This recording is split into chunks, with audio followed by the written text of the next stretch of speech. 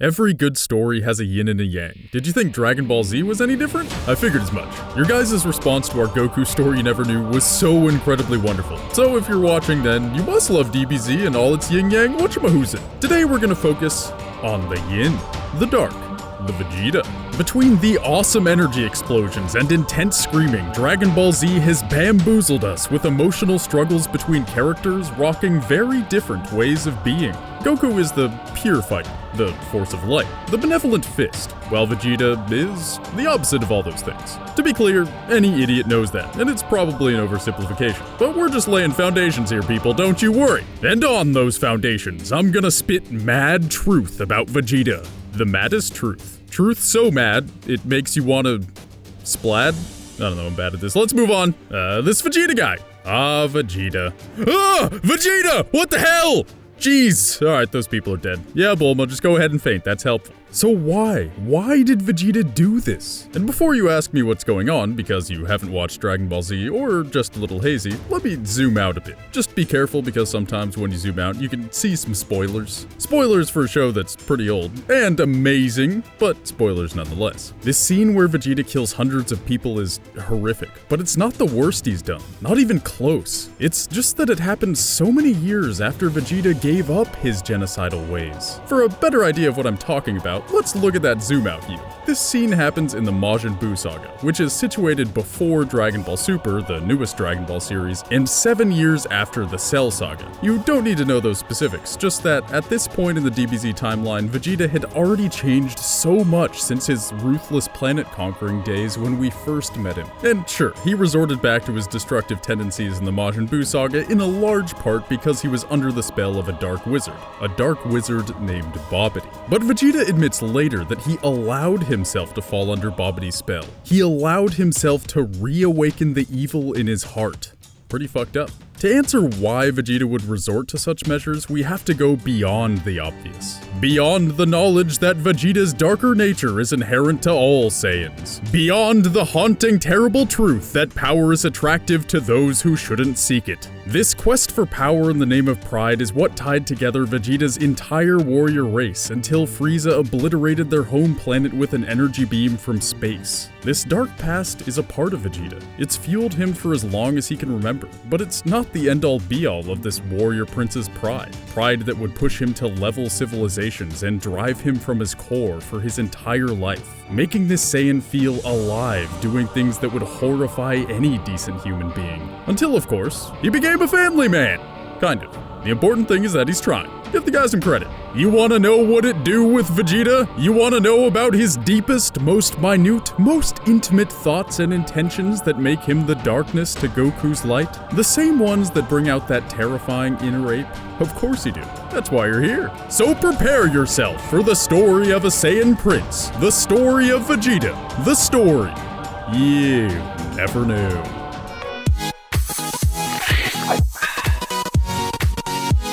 Since I've always been a chronological sort of man, let's start with Vegeta's childhood. As you can imagine, it's less than ideal, yet incredibly ideal at the same time. Contradiction? Not at all. Vegeta is a prince, the son of King Vegeta. He lives a life of wealth and luxury with his every need taken care of, save for his emotional ones. But despite having every opportunity to be pampered and useless, Vegeta always strives for new heights in his own abilities. His father, himself, and most Saiyans spend their lives serving Frieza, trapped under his iron rule, yet craving to please their all-powerful majesty. For Frieza's empire, the Saiyans conquer planets and murder entire civilizations. They aim to make Frieza a profit on the planetary market. They aim to impress, and they do.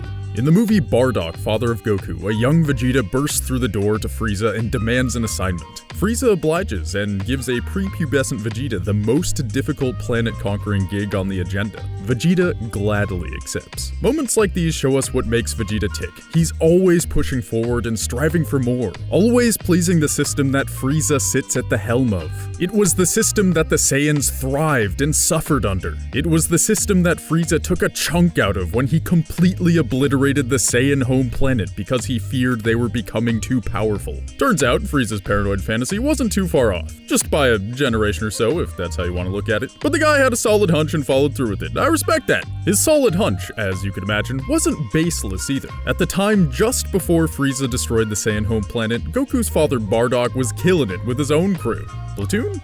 Squad. Bardock and friends' advances in power were enough for Frieza to fear mutiny, so he ordered a kill on Bardock's squad and almost kills Bardock in the same fell swoop. Goku's dad ain't going down that easily, but that's a story for another day. We're talking about Vegeta, right, meow? The point here is that Vegeta and his race diligently served Frieza, only to be obliterated by his hand. In a stroke of luck, Vegeta was off on his impossibly difficult mission at the time of detonation, encamped alone amongst a massive pile of corpses of his own creation. Vegeta's deep sociopathic and utterly loveless personality can be summed up by his reaction upon hearing that his home planet no longer exists, along with his family, his race, his home. Prince Vegeta, do you copy, sir? I'm here. Sir, unfortunate news from Lord Frieza. Planet Vegeta was struck by a large asteroid today and destroyed. And you're sure? Affirmative, sir. Lord Frieza sends his sympathies and regrets. As of now, you're the only known survivor. Oh, really? Would you like to send a reply, sir? No. No reply. Very well, sir. Over and out. Completely indifferent, at least on the outside. That's dark. For the next several decades of Vegeta's life, he will insist on pushing his limits by himself, without the help of teachers or friends or family. It's easy to understand why, given that anything he may have ever loved or cared about was taken away from him by the guy he spent his whole life trying to please. Granted, at the time, he thinks that a giant meteor destroyed planet Vegeta, but he finds out soon enough what actually happened. But what does this moment mean in the grander context of Vegeta's life? And what am I trying to get at here besides some good old-fashioned plot summary? Well, before I get myself too worked up by asking myself leading questions, let's answer said leading questions. Vegeta's childhood, which essentially ended the day he lost his home planet, was spent in the shadow of Frieza, the universe's biggest, most powerful meanie. This meanie who killed his father, this meanie who rewarded ruthlessness with ruthlessness, has unapologetically molded Vegeta into the prideful, spiteful, hateful warrior he grows up to be. Sure, he was already going to be a dick anyway because he was a Saiyan, but to say Vegeta's personality wasn't molded by Frieza to some big degree would be silly. Basically what I'm saying is that Vegeta has mad daddy issues with Frieza, but not in a sexual way.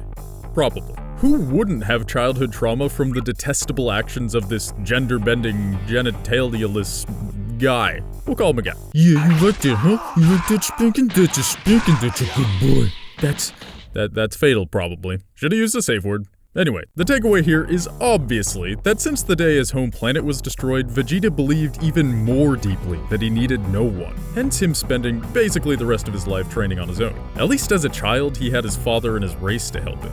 You may remember from our Goku story you never knew that Goku was able to achieve higher levels of power because of help from the universe's greatest teachers. He didn't do it on his own. Vegeta, on the other hand, is convinced he can go it alone. Let's fast forward a bit to the Frieza Saga, when the Z fighters do battle with Frieza himself on planet Namek. This saga is pretty long, but we're gonna skip to the best part. The part I showed you in that safe word joke. Now that's some full circle writing. So after a lot of fighting and a lot of waiting, Frieza finds himself in his final form, having just given Vegeta a fatal blow as Vegeta outpours his rare emotions to Goku. Before he dies, the Prince of all Saiyans begs Kakarot to kill Frieza by any means necessary. Easily one of the best scenes in Dragon Ball Z, and not a single energy beam was fired. The Saiyan Prince wants Goku to throw emotions away and avenge his people. Goku goes on to say something lame like, "Emotions are my guide, I can't change who I am," which is really just a nice way of telling the dying man next to him to go fuck himself. But we all know he didn't mean it like that. I should also say that one's interpretation of Vegeta's death in this scene does depend on which dub you listen to. In the Japanese dub, Vegeta, among other things, begs Goku to kill Frieza because he wants Frieza to die by the hands of a Saiyan, while the English dub goes on to have Vegeta lamenting about the death of his father at the hands of Frieza. Then there's the DBZ Kai dub, which is more similar to the Japanese one, but no matter which dub you prefer, the takeaway for Vegeta here is the same. Finally, after so many decades of gaining strength for his own selfish desires and relying on no one for his progress, Vegeta admits he isn't strong enough to do what needs to be done. Only Goku can defeat Frieza, and Vegeta knows it, so he gives the only advice he can: stop feeling. It's his first real admission of helplessness that wasn't reluctant. Hell, right before the scene I showed you took place, Vegeta was taunting Frieza that Goku was the Super Saiyan of legend, and that Goku was everything the cold-hearted tyrant feared. Then Frieza gets mad and finger bangs the prince, but a genuine admission that Goku was the pinnacle of the Saiyan race? Not too shabby, Vegeta. And now it's time to really bring this bitch full circle. We've seen Vegeta's traumatic yet indifferent childhood. We've seen his death having adulthood. Now we go forward to the Majin Buu Saga, years after Vegeta and friends were wished back to life with the Dragon Balls. So many years, in fact, that Goku had enough time to get killed again and be dead for a full 7 years, then come back for 1 day thanks to some cosmic string pulling. See how he's got that halo above his head? Sure you do. Now, we're going full Quentin Tarantino and going back to that scene from the beginning of the video. This scene is where all our questions about Vegeta get their answers. Possessed by the Dark Wizard Babidi, Vegeta feels an unimaginable power running through him. His forehead is etched with an M to signify his loyalty to Babidi and his Majin magic.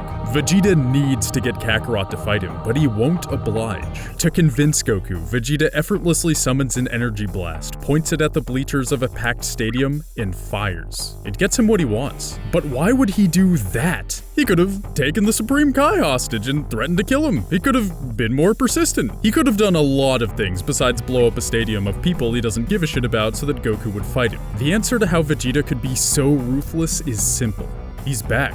What do I mean by that? Remember, this event takes place 7 years after Goku dies to Cell. I won't go into details about Cell and his killing of Goku, just know that Goku has been dead for the last 7 years, gone in the other world, training amongst the Kais. Vegeta, after Goku's death, was devastated, not because he loved Goku, but because he needed him. He needed Kakarot to show him what was possible. He needed Kakarot to humiliate him, to best him. He needed Kakarot as his reason to keep fighting. In the middle of Majin, Vegeta, and Goku's epic fight, the Saiyan Prince tells why exactly he allowed himself to fall under Babidi's spell and revealed what he's been up to these past 7 years without Goku. I don't understand. You've never allowed anyone to help you before in your life. Why start now? Why Babidi? Because I wanted him to reawaken the evil in my heart. I wanted him to return me to the way I was before. But slowly, over the years, I became one of you. My quest for greatness gradually giving way to this life of mediocrity. Do you understand now, Kakarot? That's why I needed Babidi to set me free by releasing the evil in my heart. He has freed me of these petty attachments. And I'd have to say it feels pretty good. Indeed, Vegeta had a family of his own in that time, which is common knowledge, and slowly devolved into a life of mediocrity, which he later mentions was an attempt to live by Goku's kinder ways in hopes it would grow his power. It didn't work, so he put his trust in someone unmistakably evil, and it felt pretty good. It even pushed him to the next level of Super Saiyan. See that lightning coming off of him? That means he's Super Saiyan 2, and he couldn't do that before. But ultimately, neither win the fight, and it's revealed that Goku was holding back the whole time. What's ironic is that Goku is right. Vegeta never let anyone help him until now, because he couldn't. Since childhood, Vegeta has been fueled by negative thought patterns, ones that would make the universe's greatest teachers reject him even if he wanted their help. His selfishness, his pride, ensured the only help Vegeta got would come from a rival, not a friend, until he got the chance to make a deal with the devil. A deal he perhaps would have been too proud to take if his pride wasn't challenged all those years ago. His leap in power came at the price of Babidi trying to invade his thoughts, to take over his mind like a parasite. But to get to the next level, it was the only option a man like Vegeta had. Thanks to his childhood and Saiyan nature, Vegeta is fueled by negative emotions rather than positive ones, and that's why he needs to endure the demonic process of Babidi encroaching on his mind, because cutting a deal with the devil is the most he could stomach. His fuel of negativity is why he needs Kakarot. Those last 7 years that sent Vegeta into a desperation so low he welcomed back his genocidal ways, they were entirely without Goku, without a rival. In his lifetime of independence, Vegeta still depended on Goku, and when he couldn't do that, he depended on the embodiment of evil. Vegeta is proof that we all need help sometimes. It just depends how and where you get it. And that's the story. You never know. So now that we've done a video on both Goku and Vegeta, we've got a question for you. Which do you identify more as, Vegeta or Goku? Hit that like button for Goku or that dislike button for Vegeta. Oh shit, wait, that's a terrible idea! Just hit that like button if you enjoyed this video. And comment down below if there's anything you want me to cover in a Story You Never Knew episode. But for now, it's time to put the finishing touches on this crazy FNAF theory. See you all in the next video.